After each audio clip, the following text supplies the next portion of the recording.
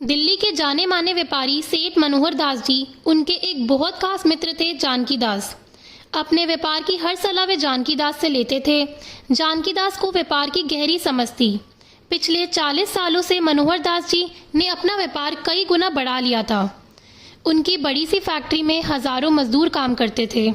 आलीशान घर बना लिया था। नौकर चाकर लगे हुए थे। बड़ी बड़ी गाड़ियां। मनोहर दास जी की पत्नी का बहुत पहले देहांत हो चुका था। उनका एक बेटा था दुष्यंत, जिसे उन्होंने बहुत लाड़ प्यार से पाला था। दुष्यंत को सेठ जी ने पढ़ने के लिए इंग्लैंड भेजा था। एक दिन अचानक सेठ जी की तबीयत बहुत खराब हो गई। सेठ मनोहर दास जी ने अपने दोस्त को बुलावा भेजा। जानकी दास तुरंत अस्पताल पहुंच गए। मनोहर दास: मित्र, लगता है मेरा अंतिम समय पास आ रहा है। मेरे जाने के बाद मेरे बेटे का ध्यान रखना। जानकी दास: ऐसा क्यों बोल रहे हो तुम? ठीक हो जाओगे। यहाँ इलाज नहीं हो पाया तो हम विदेश चलेंगे। मनोहर दास: बस मेरा एक काम कर दो, किसी तरह मेरे बेटे को बुला दो। मैं उसे एक बार देखना चाहता हूँ। जानकी दास ने बिना देर किए दुष्यंत के आने का इंतजाम कर दिया। अगले दिन दोपहर तक दुष्यंत अपने पिता के पास पहुंच गया। उसे देखकर मनोहर दास ने चैन की सांस ली। मनोहर दास: बेटा, मैं तुमसे कुछ कहना चाहता हूँ। मेरे जाने के बाद सारा व्यापार तुम्हें ही संभालना है। एक बात याद रखना, जब भी किसी ऐसी मुसीबत में फंस जाओ जिसमें से निकलना तुम्हारे वश में ना हो, तो मेरे मित्र जानकी दास को याद करना। वह तुम्हें हर मुसीबत से निकाल लेगा। दुष्यंत: पापा, आप ठीक हो जाओगे। आपके सिवा मेरा कौन है? मनोहर दास: बेटा, मेरी 3 बातें याद रखना, जीवन में बहुत काम आएंगी। पहली बात, कभी किसी गरीब पर तरस मत करना। दूसरी बात, कभी किसी अमीर से दोस्ती मत करना। तीसरी बात, अंधेरे में घर से बाहर मत निकलना। दुष्यंत ने ध्यान से पिता की बातें सुनी।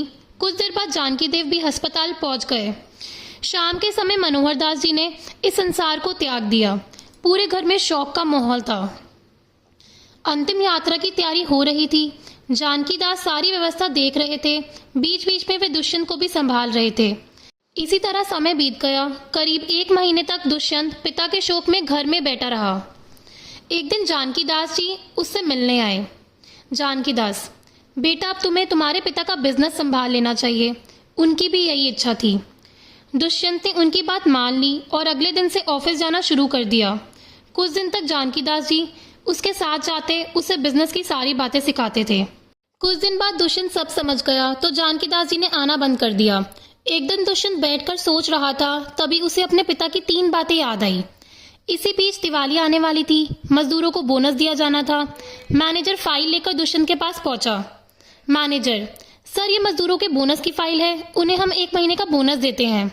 दुष्यंत को याद आया, पापा ने कहा था गरीबों पर तरस मत खाना। दुष्यंत: नहीं, किसी को बोनस नहीं मिलेगा। ये काम करते हैं, हम इन्हें सैलरी देते हैं। बोनस ना मिलने से मजदूर भड़क जाते हैं। अब वे बहुत काम करते थे, सब इधर उधर समय बर्बाद कर अपने घर चले जाते हैं। इससे काम में घाटा होने लगा। इसी बीच बहुत से व्यापारी जो दुष्यंत की कंपनी से माल लेते थे, वे दुष्यंत से मिलने आते थे। लेकिन दुष्यंत को पिता की दूसरी बात याद थी कि अमीर से दोस्ती मत करना। इसलिए वह उनसे ठीक से बात नहीं करता, उन्हें उल्टा सीधा बोलकर भगा देता था, जिससे कंपनी को ऑर्डर मिलना कम हो गए। इसके साथ ही दुष्यंत को रात को कहीं जाना होता था तो वे अपने साथ 2-3 लड़के साथ लेकर चलता था, जो बड़े से जनरेटर के साथ रथ सजाकर पूरी रोशनी लेकर चलते थे। इससे शहर में जाम लग जाता था। घंटों जाम में फंसे रहने से दुष्यंत परेशान हो गया। उसका व्यापार धीरे धीरे घाटे में बदलने लगा। दुष्यंत को कुछ समझ नहीं आ रहा था। एक दिन उसने जानकी दास जी को बुलाया।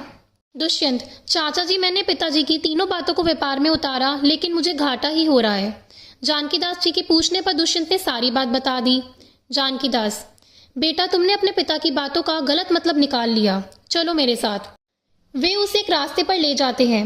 वहां कुछ गरीब बैठे थे। पास ही में एक आदमी समोसे कचौड़ी बेच रहा था। जानकी दास: बेटा, तुम्हारे पापा ने कहा गरीब पर कभी तरस मत खाओ। इसका मतलब यह है, अगर आज तुम जाकर इन गरीबों में ये समोसे खरीद कर बांट दो तो इन्हें बिना मेहनत खाने की आदत पड़ जाएगी। कल जब तुम्हारी गाड़ी यहाँ से गुजरेगी तो ये इंतजार करेंगे कि अब समोसे मिलेंगे। इससे अच्छा है हमें इन्हें काम सिखाना चाहिए जिससे ये मेहनत करके खा सके, ना कि इन पर तरस खाकर इन्हें भीख देनी चाहिए। दुष्यंत: ओहो, पापा ने इतनी गहरी बात कही थी, मैं समझ ना सका। अगले दिन दुष्यंत जानकीदास जी के साथ फैक्ट्री गया। वहां जाकर उसने सभी मजदूरों से माफी मांगी और उन्हें 2 महीने का बोनस दिया, जिससे सभी मजदूर खुश होकर मेहनत से काम करने लगे। उसके बाद वे ऑफिस में आकर बैठ गया। जानकीदास, बेटा तुम्हारे पिता ने कहा कभी किसी अमीर से दोस्ती मत करना। इसका मतलब था कि व्यापार सबसे करो लेकिन दोस्ती मत करो, क्योंकि अगर इनसे दोस्ती करोगे तो ये तुम्हारे सारे राज निकलवा लेंगे। कहाँ से कच्चा माल लाते हो, कितने का बनता है, कैसे बेचते हो, और साथ ही ये तुम्हें बुरी आदतों जैसे शराब आदि की लत लगा देंगे। इसलिए इनसे बचने को कहा। दुष्यंत, लेकिन मैंने तो सबको भगा दिया। जानकीदास, तुम चिंता मत करो, सब मुझे अच्छे से जानते हैं। मैं कह दूंगा पिता के जाने के कारण बच्चा दुखी था। कुछ दिन हम थोड़ा सस्ता करके माल बेचेंगे, सब आ जाएंगे। दुष्यंत, चाचा जी आपने मुझे बचा लिया, अब तीसरी बात भी बता दो। मैं शाम कहीं भी जाता हूँ फंस जाता हूँ। जानकीदास, तुम्हारे पिता ने कहा था अंधेरे में घर से बाहर मत निकलना। इसका मतलब था शाम को तुम जब ऑफिस से घर आओ तो अपने घर वालों के साथ समय बिताओ, घर का खाना खाओ जिससे तुम्हारी सेहत सही रहे। तीसरी बात, तुम्हारे पास बहुत पैसे हैं, रात को गुंडे बदमाश तुम पर हमला कर सकते हैं। दुष्यंत को अब अपने पिता की बातों की गहराई समझ में आ गई। वह उनके बताए हुए रास्ते पर चलने लगा। कुछ ही समय में उसका व्यापार पहले से भी अच्छा चलने लगा। इधर जानकीदास जी ने एक अच्छी सी लड़की देखकर दुष्यंत का विवाह करा दिया।